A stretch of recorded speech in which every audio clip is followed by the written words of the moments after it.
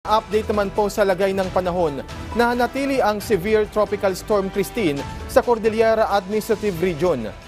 Sa datos ng Pag-asa, huling namataan ang mata ng bagyo sa bahagi ng Aguinaldo, Ifugao na kumikilos ng pakanluran.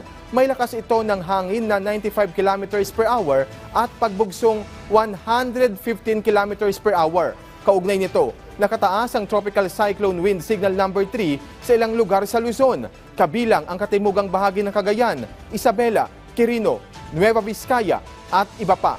Signal number 2 naman sa ilang lugar sa Luzon, kabilang dito sa Metro Manila, Ilocos Norte, Apayao, Zambales, Bataan at iba pa.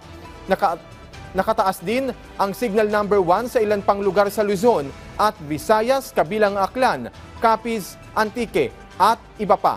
Ayon sa pagtataya ng Pag-asa, maaring humina ang bagyong Christine habang dinadaanan ang Hilagang Luzon dahil sa land interaction at posibleng maibaba sa tropical storm.